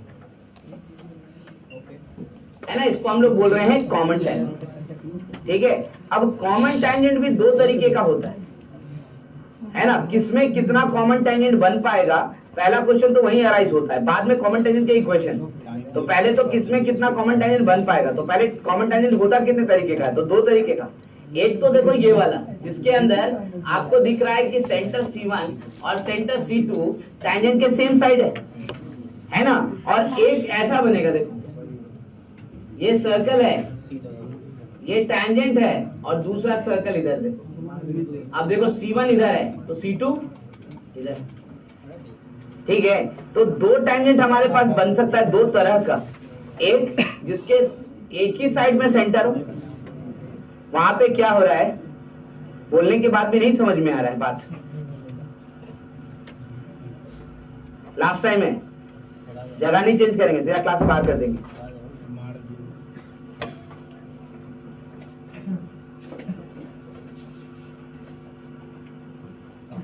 टाइम वेस्ट करने में हम बिल्कुल इंटरेस्टेड नहीं है, इस बात को ध्यान में रखिएगा। दो बार एक चीज डिस्कस हो जाए कोई दिक्कत नहीं है, वो वेस्टेज ऑफ टाइम नहीं है, लेकिन ये बार बार इंस्ट्रक्शन देना पड़े वो वेस्टेज ऑफ टाइम है। कॉमन टैंजेंट मतलब वैसा लाइन जो दोनों पे टैंजेंट हो। और भाई कितने तरीके का होगा, तो हमने दो तरीके में उसको चेंज किया। एक जिसके दोनों एक ही साइड में दोनों सेंटर है, और एक जिसमें कि एक सेंटर एक तरफ है तो दूसरा सेंटर दूसरी तरफ, करेक्ट ना। इस वाले को हम लोग क्या बोलेंगे, तो इसको हम लोग बोलते हैं direct common tangent. Direct common tangent, है ना, इस वाले टैंजेंट को बोलते हैं। नॉर्मली इसको लिखते हैं DCT, ठीक है। इस वाले टैंजेंट को क्या बोलते हैं हम लोग, तो इसको नाम देते हैं हम लोग ट्रांसवर्स कॉमन टैंजेंट, है ना, टैंजेंट, है ना। और इसको नाम देते हैं हम लोग क्या, तो TCT। कई राइटर्स इसको इनडायरेक्ट कॉमन टैंजेंट भी बोलते हैं, ठीक है ना। तो इसको एक और नाम दे रहे हैं हम लोग, इसको क्या बोल रहे हैं, तो इनडायरेक्ट कॉमन टैंजेंट,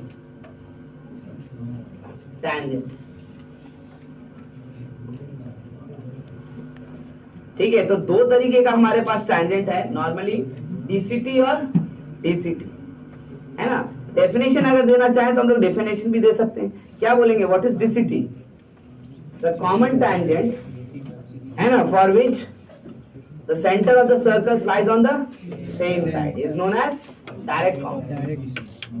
ठीक है, इसको हटाएं अब।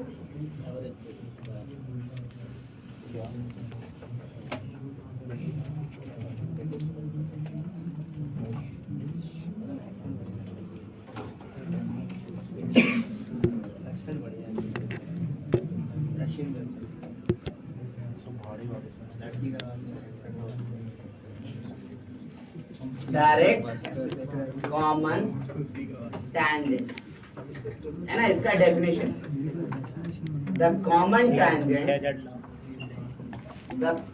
Tangent to two circles having centers on the same side of common tangent is known as DCT, that is direct common tangent. I repeat, the common tangent to two circles having centers on the same side of common tangent is known as DCT. ठीक है, TCT यानी transverse common tangent,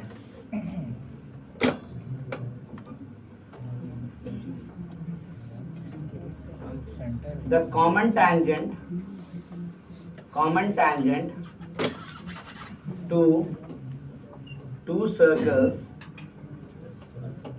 for which centers of the circles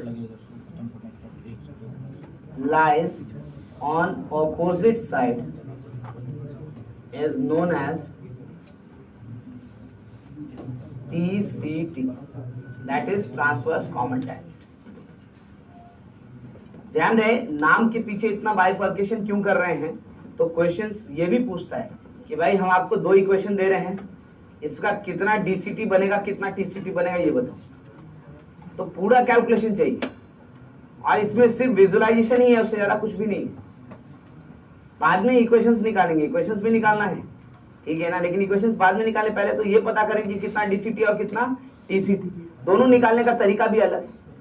तो भाई जब तक उसको bifurcate नहीं करेंगे तब तक तो शायद हम लोग ये समझ भी नहीं पाएंगे कि कितना डीसीटी और कितना टीसीटी, कौन डीसीटी है और कौन टीसीटी।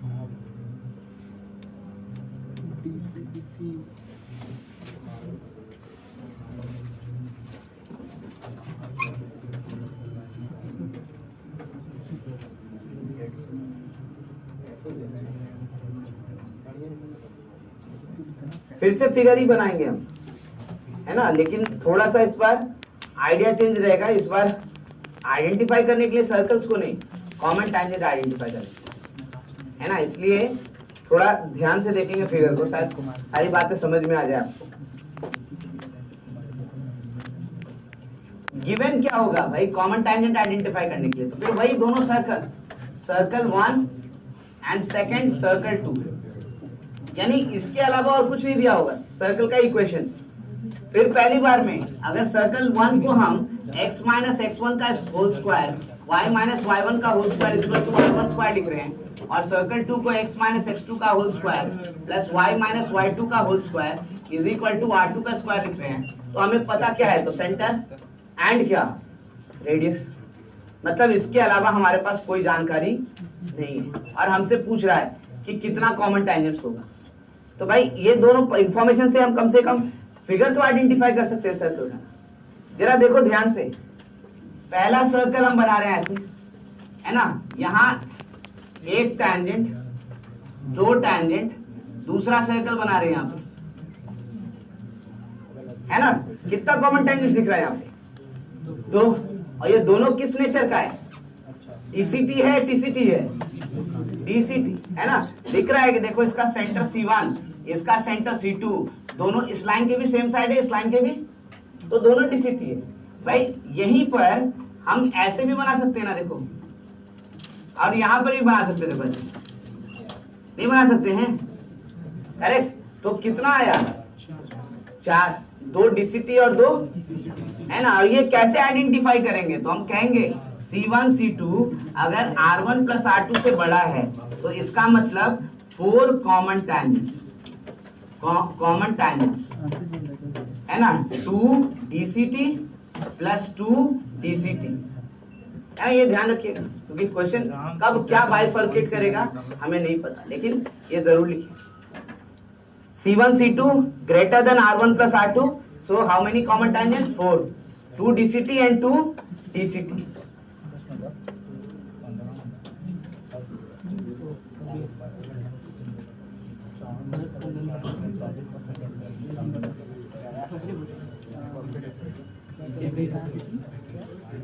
नेक्स्ट वन, अगला फिगर क्या था, तो ऐसा कुछ था ना, देखो ठीक है।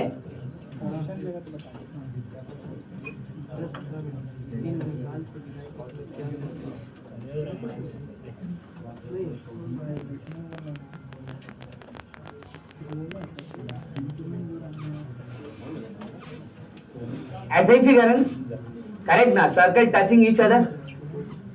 मतलब क्या हम यहाँ पे क्या कर क्या रहे हैं, क्या चाहते हो, पनिशमेंट दें?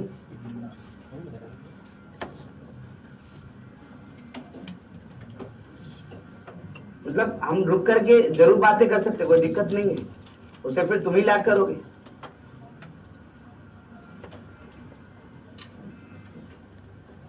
सर्कल अगर टच कर रहा है एक्सटर्नली तो ऐसे टैंजेंट्स बन सकता है।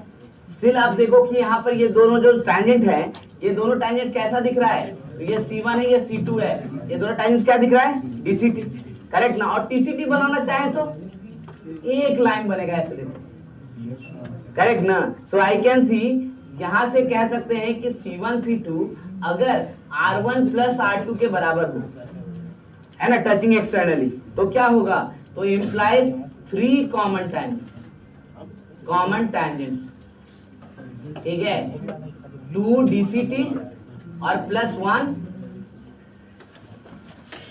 देख लो सर्कल जैसे ही नजदीक आ रहा है TCT की क्वांटिटी घटती जा रही है, पहले TCT डिक्रीज कर रहा है, करेक्ट ना। नेक्स्ट फिगर यहां बनाते हैं, देखो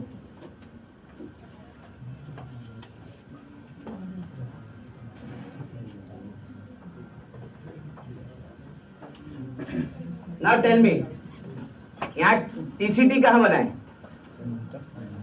नहीं बनेगा, चांसेस नहीं है ना। इसका मतलब हमें क्या पता चल गया कि जब C1 C2 less then R1 plus R2 हो जाए और greater than mod of R1 minus R2 हो जाए, यानी इंटरसेक्टिंग हो, तो इसका मतलब 2 कॉमन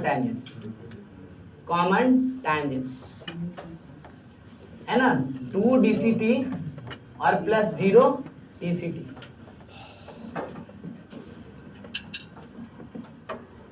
अब देखो TCT एकदम 0 हो गया, अब खत्म, मिल नहीं रहा हमें।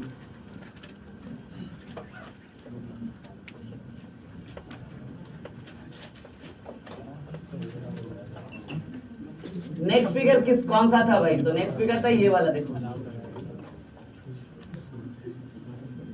ये C1, यहाँ पे भी लिख दो, ये C1 ये C2 है ना, यहाँ पे ये C1 और यहाँ पे ये C2। बताओ तो यहाँ से DCT बनाए क्या TCT बनाए, क्या बनाए, टैंजेंट बनेगा कॉमन, एक बनेगा कौन वाला, अब ये क्या है, DCT है DCT, ऐसा क्यों, दोनों के सेंटर सेम साइड है ना। यानी यहां से कह सकते हैं कि C1 C2 अगर R1 माइनस R2 के बराबर हो जाए तो डेफिनेटली 1 कॉमन टैंजेंट है ना। और इस बार कौन डिक्रीज हुआ, तो DCT प्लस 0 TCT है कि नहीं। एंड इसके बाद अब DCT घटना स्टार्ट हुआ है, तो अगला वाला केस तो 100%। देख लो, एक सर्कल ऐसे, एक सर्कल ऐसे, बताओ कोई कॉमन टैंजेंट का चांसेस नहीं है। So we can say this implies C1 C2 less than mod of R1 minus R2 implies 0 common tangent है ना, दोनों ही खत्म, 0 DCT प्लस 0 TCT।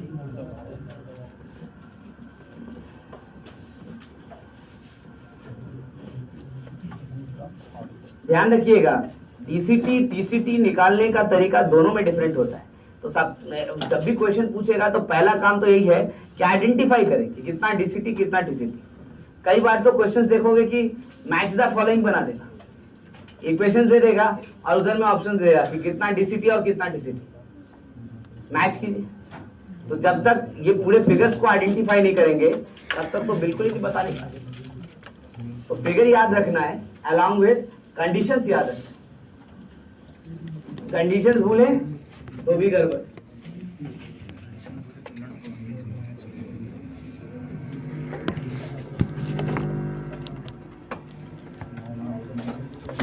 कौन सा?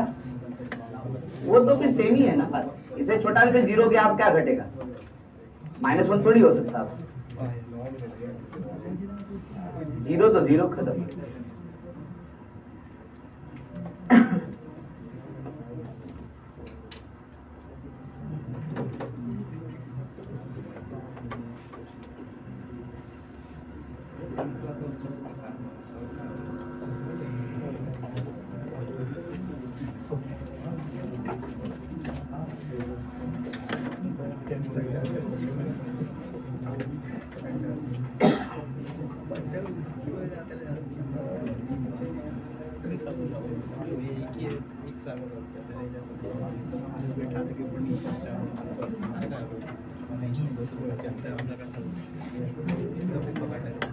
बातें नहीं करो।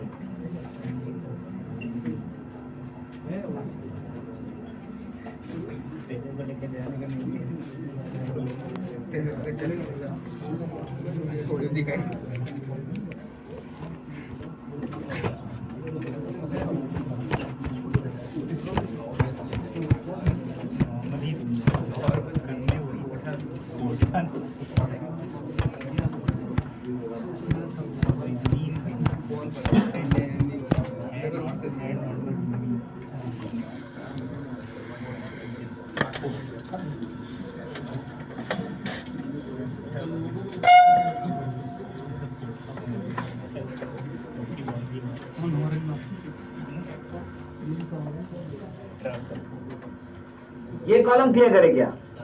मैं क्वेश्चन लिख रहा हूँ वो भी प्रीवियस ईयर का, ठीक है ना। मैं डिटेल्स नहीं टच कर रहा हूँ, प्रीवियस ईयर क्वेश्चन टच कर रहा हूँ। देखो 2015 का क्वेश्चन है ये, और रिसेंट ईयर्स का भी दे सकते हैं, लेकिन फिलहाल 15 का मुझे क्वेश्चन दिख रहा है मेंस का। जब पूरी बातें कर लेंगे तो एडवांस का क्वेश्चन भी उठाएंगे, क्योंकि अभी तो इक्वेशन निकालना नहीं सीखे ना कॉमन टैंजेंट्स का। लेकिन मेंस में क्या पूछता है तो नंबर ऑफ कॉमन टैंजेंट्स। देखो कैसे लिखा है,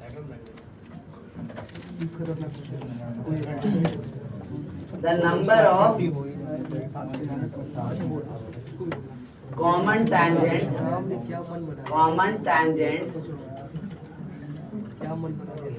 to the circles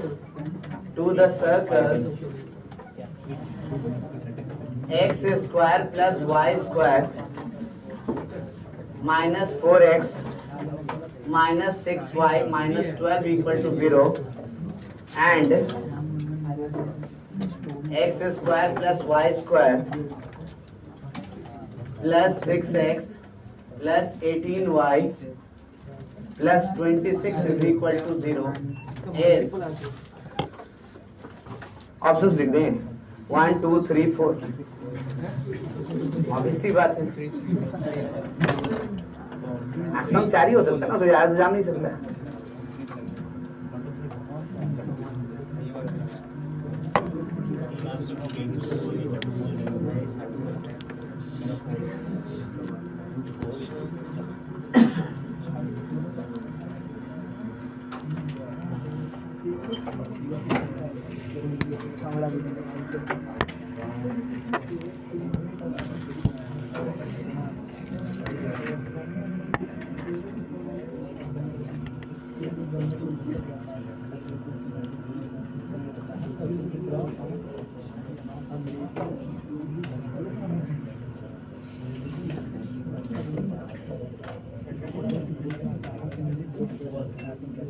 एक क्वेश्चन मुझे और दिख रहा है, मैं यहीं पे लाइन में लिख रहा हूँ, कॉमन टैंजेंट्स का नहीं है, जो हम लोग जस्ट इससे पहले लेंथ ऑफ कॉर्ड किए ना, उसका 2020 का पूछा हुआ क्वेश्चन है। If the length of the chord of the circle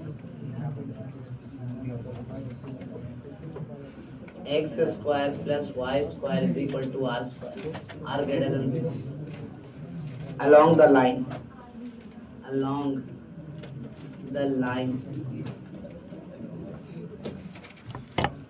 y minus 2x is equal to 3 is r, then r square is equal to what? यहाँ ऑप्शन लिख देते हैं 12, 9/5, d 24/5, d 12/5.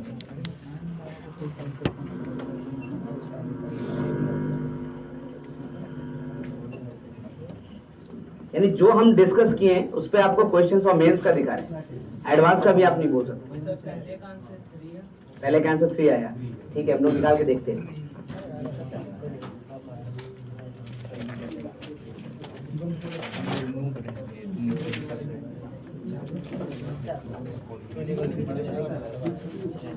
बातें नहीं डिस्कशन नहीं करना है ना, हमको डेमोक्रेसी नहीं चाहिए, वोटिंग नहीं चाहिए, है ना। 3 आदमी का ही आ रहा है, 1 आदमी का ही आ रहा है, तुम्हारा गलत है। प्रॉपर आंसर निकालो, अपना निकालो, वोट पे करेंगे हम। हाँ तो बैठो 2 मिनट।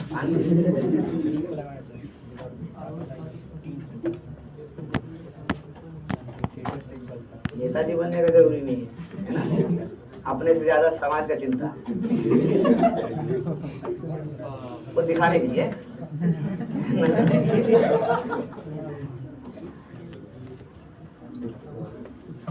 एक्चुअल में तो अपना ही चिंता रहता है।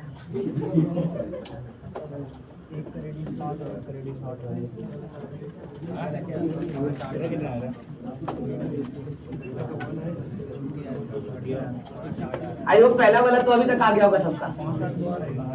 स्टार्ट करते, देखो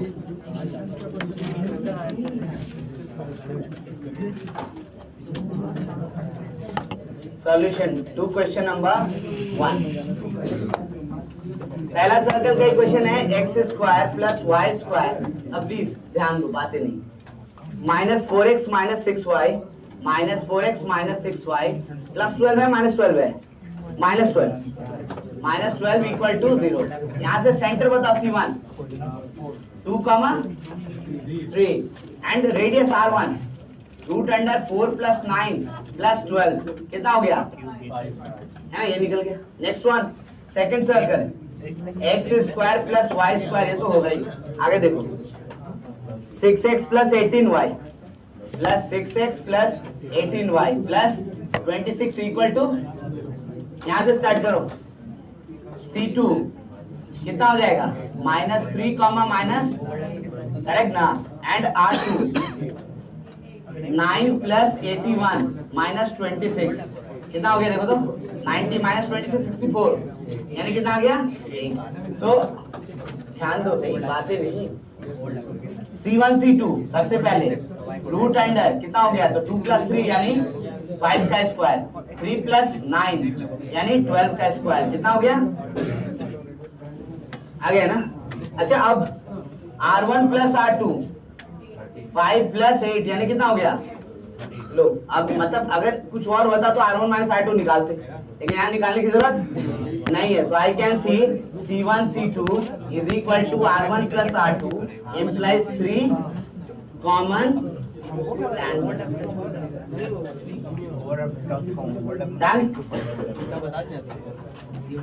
क्वेश्चन नंबर 2 कितना है? 12/5। You are getting D option.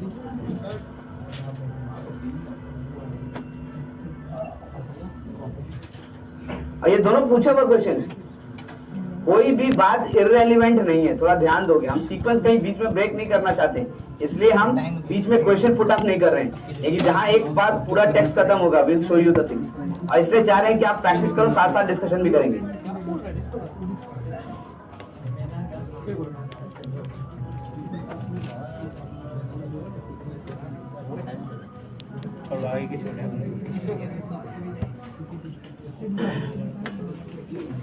Solution to second one. क्या सर्कल का क्वेश्चन है? X square plus y square is equal to r square, ध्यान दो। एंड कॉर्ड का इक्वेशन क्या है, तो y is equal to 2x plus 3 इन है। अब निकाल रहे हैं, देखो सेंटर है 0,0 है ना, कॉर्ड है ये a कह लो, इसको b कह लो, ये परपेंडिकुलर यहाँ से ये रेडियस r है ना, और ये क्या बता रहा है, ये बताया है AP का लेंथ r/2 बताया ना, क्या लिखा देखो ना, if the length of the chord of the circle this one along the line this one is r, तो लेंथ ऑफ द chord अगर r है तो AP कितना हो जाएगा r/2, तो I can write AP is equal to half of AB and that is equal to r/2, इसी से चलते करेक्ट ना। so I can see from here OP का वैल्यू कितना होगा ये बताओ, mod of 2 into 0 minus 0 plus 3 by root under कितना हो गया, तो 4 plus 1, so it is 3 by root 5। ध्यान दो, बातें नहीं करो, है कि नहीं, हमको r का वैल्यू चाहिए, r स्क्वायर का, so I can write r square is equal to r square by 4 plus 9 by bring it to this side, so 3r square by 4 is equal to 9 by 5 implies r square is equal to 12 by, इतना आसान question 2020 का है mains.